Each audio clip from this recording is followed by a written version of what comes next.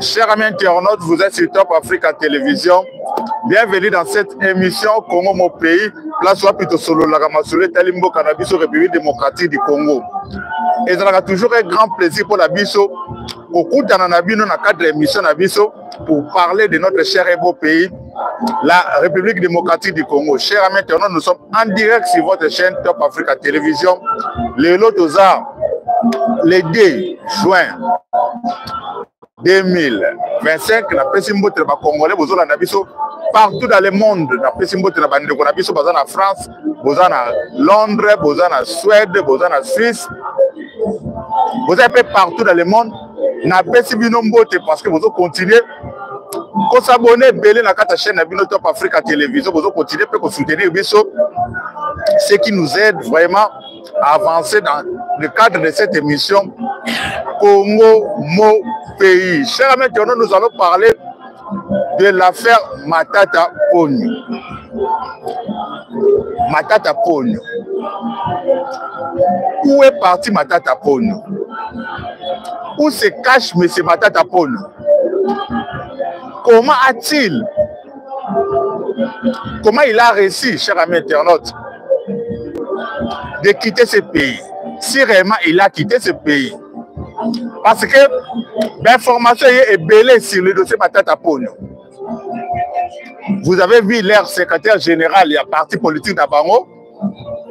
Pour Nabango, parce qu'on a accusé le service de sécurité dans le cannabis, on a enlevé Matata Ponyo.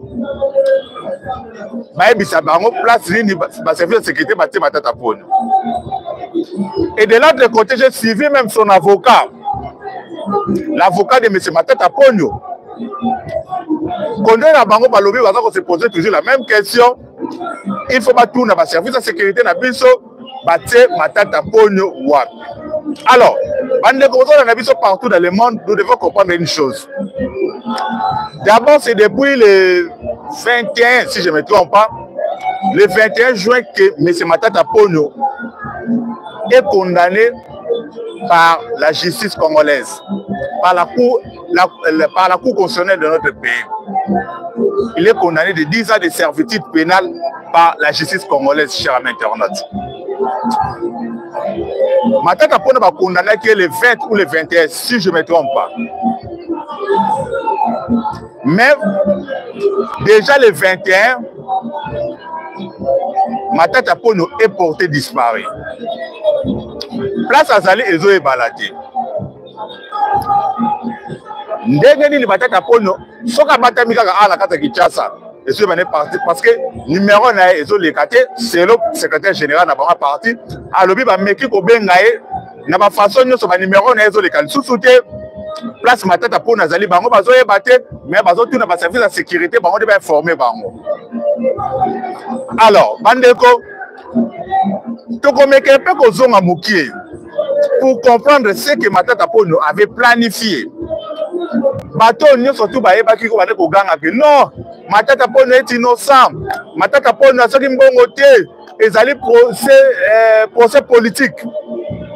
Vous allez comprendre une chose. Matata Ponyo avait tout planifié. Même sa fuite, Matata Ponyo a planifié déjà. Il avait tout planifié. Quand je dis tout planifié, n'a pas été là qui vient le solo l'autre fois, chers amis internautes. Je vous avais dit l'autre fois, n'a parlé que c'est affaire Hakimi, un joueur international marocain, on habite en France, d'ailleurs, il y a Champions League, habite en Paris Saint-Germain, avec son affaire, avec son épouse, chers amis internautes. Quand on a bien vu Matata Ponyo Hakimi congolais. Hakimi, c'est le nom de ce joueur marocain qui joue au Paris Saint-Germain, mais avec l'équipe nationale, il y a Maroc. J'espère que Batunion, surtout, est belé par l'histoire Hakimi marocain. Pardon, Hakimi, le joueur de Paris Saint-Germain.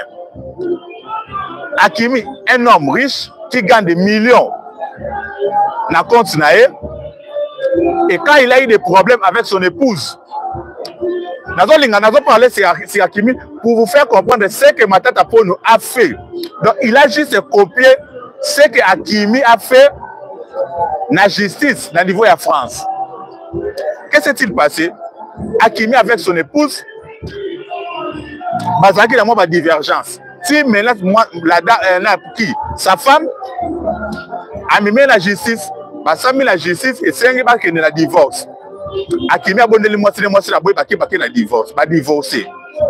Et quand ils ont divorcé, juge a bengi bango. Bon, messieurs, vous avez accepté de divorcer avec votre femme, vous présentez pas bien à Bino, présentez pas bien à eux. Hakimi a mis ses comptes bancaires avec $15 seulement. Voilà ma tata Pono qui est devenu aujourd'hui Hakimi congolais. Hakimi, le joueur marocain a mis sa compte avec $15 seulement. Et la justice va tourner, M. Hakimi. Comment vous avez $15 na compte et pourtant, yo, on te paye des millions par an. Des dizaines de millions par an à Paris Saint-Germain. Comment tu peux avoir un compte pour les agents, c'est $15. Hakimi s'est justifié. Alors, on a décidé décision parce que maman n'a pas beaucoup la kinga, anyoko makipo nanga, atangi senga ba classe ya passe, yango na préféré na baki ba bien nanga nyo surtout. Le rôle la comme ko sala na pesi yango pa maman nanga. Donc salaire au Paris Saint-Germain foot anga, Paris Saint-Germain foot anga $2,500,000 par mois ou bien 3 millions par mois pardon, parce que ce monsieur gagne des dizaines de millions de dollars par an à Paris Saint-Germain. Mon on a sorti na compte à banque ya moi sinae. Donc hier moko na compte officiellement à 15 €. Même à bango oya vendre ils ont na compte ya maman na bango. Donc le monsieur n'a rien dans son compte. Ba coûte $15. Je sais ça ne le comme ça la société. Parce que ba bien na ils ont na combo maman na bango. Hier mou da décidé qu'il a salaire là avant que le divorce après ça le salaire n'est pas moi sinae. Donc moi comme ça la autre mesati. Et la justice française a décidé que Bakabola $15 quand vous avez un compte à moi, c'est mobile. Mobile a dit non. Alors moi c'est là quand même de nous pas imaginer mieux vaut $15 voilà. Voilà ce que ma tête a pour nous a fait. Vous allez comprendre une chose mes chers compatriotes. Ma tête a pour nous tous les biens. Oh, tout autant à l'élo, oh université ma pone, oh école ma pone. Résidence na ya Gombe, résidence na ya campagne, villa na ya nini ya Kinu, ba bien matata po no nyon surtout enregistrement na kombo na été. Voilà matata po Hakimi congolais. De la même façon Hakimi avait fait pour échapper à la justice. On a repartagé ba bien avec sa femme. Yango pe matata po na si asali. Il savait très bien que la justice congolaise va kokangaye. Matata pona zuba bien na surtout enregistrant yango déjà na kombo ya mama na bango. Matata pona zuba bien na mususu enregistrant na kombo ba ndeko na ye. Na kombo ya bana na ye. Na kombo ya batu mususu ya famille. Voilà pourquoi l'autre jour sa fille pardon. C'était prévu qu'en États-Unis na niveau aéroport na biso bakangi na DG babino ogo voyager te vanda na mboka parce que ba retrouver que babana na bazana ba bien oyo bango moko bazana mbongo ya ko somba ba biloko wala te ko somba ba villa wala te ko zala ba mbongo ndengo wala te wana justice da sali enquête azo sala enquête wana yo ba bisi bana matata po de bino nyoso o bozana Congo mutu moko ta ko bouger le sous Congo rester dans le pays. Vous devez rester ici au pays en attendant que la justice assiste à Moussala parce que bino bosala yo malongaki. Comment vous se retrouvez dans ma villa, dans ma résidence partout? Beaucoup mis dans ma million. Papa na bino le quoi c'est premier ministre bino beaucoup dans ma million. Ça se fait comment? Bozu ba mbongo wana wapi? Et la justice a pris une décision que bana nyo sorta matata po no babi oh nyo surtout.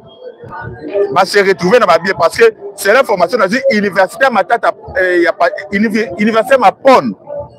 Ils ont enregistré dans combo ya fondation Mapon où ils allaient diriger dans moi nanae. C'est l'information aussi. Ils allaient enregistrer dans combo ya moi nanae.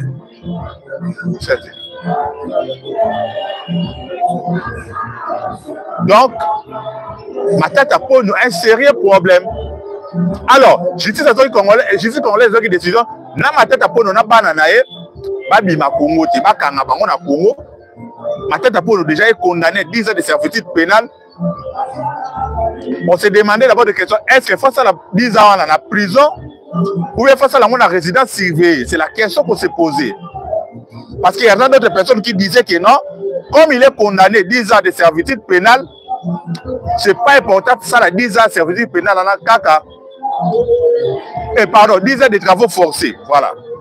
Il y a d'autres personnes qui disent que comme il était condamné 10 ans de travaux forcés, c'est pas important à que nous ça 10 ans na kati il y a prison.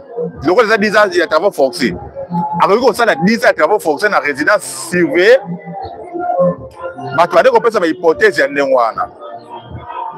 Soka vous condamné peut-être 10 ans de servitude pénale mais alingaki obligatoirement bakanga que les prisons. Mais cher ami internaute, qu'est-ce qui s'est-il passé? Matata Ponyo depuis le 21 a porté disparu. Matata Ponyo a porté disparu. Abimi Congo Negeni. C'est la question qu'on doit se poser. Matata Ponyo, comment il a réussi à quitter ce pays? Si et seulement si qu'il a quitté ce pays.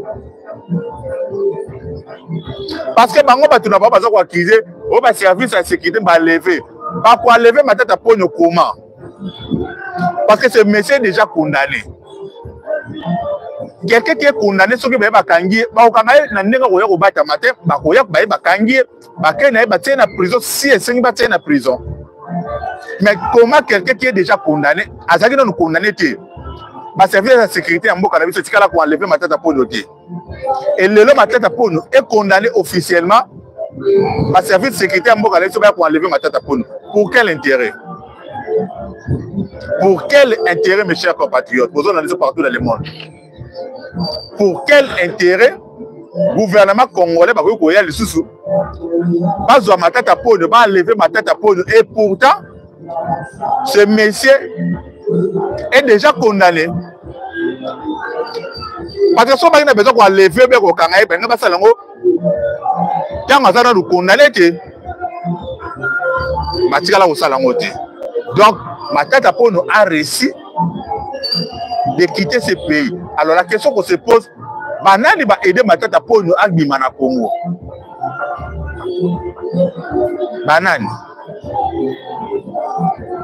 Banani va aider Matata Ponyo à quitter la République démocratique du Congo. Parce que ce monsieur condamné, cher ami internaute. Il est condamné par la justice congolaise. Il faut purger peine à Wanakati à Congo. Mais comment un monsieur qui est condamné, à niveau de Matata Ponyo, a toujours sécurisé par des agents de l'ordre? Est-ce que ma police va la sécurité à Matata Ponyo parce que c'est quand même député national de notre pays, un ancien premier ministre, il faut quand même sécuriser. Alors ma police va la sécurité nae. Bazala informé te. Baye ba kite ke Matata Ponyo pardon abimi Congo. Baye ba kite ke Matata Ponyo Kimi. Quand est-ce que Bango ils ont quoi? Quand est-ce que Bango garde quand je parle Bango policier wana. Ils ont remarqué que Matata Ponyo n'est plus dans la maison. Quand? Comment il est sorti? C'est la question qu'on doit se poser, mes chers amis. Donc, Matata Ponyo, quand il est dans le lobby, a planifié qu'il déjà Kounaï, parce qu'il savait très bien, avec les preuves, le procureur général a pour constitutionnel la Zalaki Nayango, Alingaka Bikate la justice. Il savait très bien. Matata Ponyo savait très bien que ma preuve, Oyo, la justice, Bazalaki Nayango, beaucoup na bango, Alingaki jamais pour s'en sortir. Il le savait très bien. Voilà pourquoi il s'est caché derrière des immunités. Pour sauver Matata Ponyo, ces immunités parlementaires, chers amis internautes. À s'accrocher qu'il n'a pas immunité de toutes les façons pour élonguater. a lui-même soutien à président de l'Assemblée nationale, M. Vital Kamerhe, pour que ma immunité le moitié. Mais le président de la Cour constitutionnelle a bien expliqué à Balaya qui est en d'ailleurs que le dossier wana, le dossier est bandaki déjà, parce que le dossier ça fait 4 ans déjà bandaki. Le dossier bandaki à l'époque, ma tête à peau nazalaki sénateur. Et à cette époque, ma tête à peau déjà bureau à Sénat, baleva qui va immunité naïe. Et quand que le dossier continue, parce que sur la besoin de le comme député national, parce que le Sénat sur l'Assemblée nationale, on a immunité naïe. Non. Parce que Sénat, pardon, Sénat, déjà, l'on a qui va immunité naïe à l'époque. Ma tête à peau a réussi cette fois-ci, par la justice congolaise, va réussir. Pour condamner ma tête à peau, il a tout fait dans le lobby. Il s'est accroché dans ma immunité, n'a pas à la JGT. Parce que ma tête à peau savait que la preuve où justice congolaise a Zanango a Robi Kate. Plus de 200 millions de dollars détournés dans l'affaire Boukangalonzo. Plus de 200 millions de dollars. Chers amis internautes. Plus de 200 millions de dollars et quelqu'un a boué. Vous avez vu comment ils ont trafiqué même des factures. Heureusement, le président Cour constitutionnelle a détaillé qui en haut. La procès. Il l'a bien détaillé. Comment Matata Pone avait frappé plus de 200 millions de dollars. Et Matata Pone savait que les immunité à réussir. Cour constitutionnelle est bloqué, on va la condamner. Et moi, je pense que Matata Pone déjà Kimaki, avant même les 21 ans. Je pense que Matata Pone a Kimaki déjà, parce qu'il savait très bien qu'il vouloir ou pas, va condamner. Parce que je sais qu'il n'a pas preuve. Où est coincé qui est. Alors, il a préparé déjà son coup. De la même façon que Kabil Karoubi a Kimara Mboko. De la même façon que Kabil a Bimambo Kao. De la même façon, Batimoussou peut pas rechercher la justice congolaise Bimamboko. Il y a un de Matata Pone. Si et seulement si a commis déjà Goma ou bien Bimi déjà Goma. Mais Bande Konangai Bozola Nangai. Nous se poser mille et une questions. Nous avons aussi des services de sécurité. Comment une personne n'a niveau à Matata Pone a couru au récit au Bimambo Kao, ça que ma service de sécurité va dans le courant. Ça que comment il est sorti de ces pays. Comment Abimeli Ndengenine. Matata Pone a le roi Moudoulo en Haïti. C'est quand même un ancien premier ministre de notre pays, député national, figure connue déjà dans la scène politique. Partout, Matata Pone a roulé dans le Congo, Matata Pone a roulé. Mais si réellement il a quitté ce pays, comment il l'a fait? Il l'a fait comment, chers amis internautes? C'est la question qu'on doit se poser. Moi, je pense que les services doivent travailler pour résoudre les problèmes. Pour continuer à gagner. Kabila Bimamboko Bakbaye Lelo Yewana. Kabila Lelo Libanda. Azo travailler contre Mboka. Et pourtant, ce qu'on a à la Congo, le service de sécurité, le mouvement, le déplacement. Mais Kabila Tishko Dozane Awa, Alina Salasitou. Anazane Loko Salati, chers internautes. Alina Zanelo au Salati. N'est justice congolaise, autre militaire le lot. Bazo Bafoli dossier naïe. Mais Kabila Alina la juger sur place Awa. Mais c'est pas normal Kabila Bimi Boy. N'est Bimeli doit éviter le service de sécurité censé.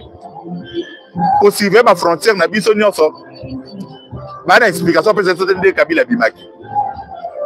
Et c'est pareil aussi avec Matata Pone Lelo. Explication au peuple service n'est pas Matata Pone Bimeli Congo exact, chers amis internautes. Donc je pense que nos services de sécurité nos services de sécurité nous doivent les explications. Nos services de sécurité, ils nous doivent des explications, chers amis internautes. Ce n'est pas du tout normal. Merci beaucoup, Nabandeko Bolandi Biso, partout dans le monde. À la prochaine. Nous sommes de retour dans votre chaîne Top Africa Télévision.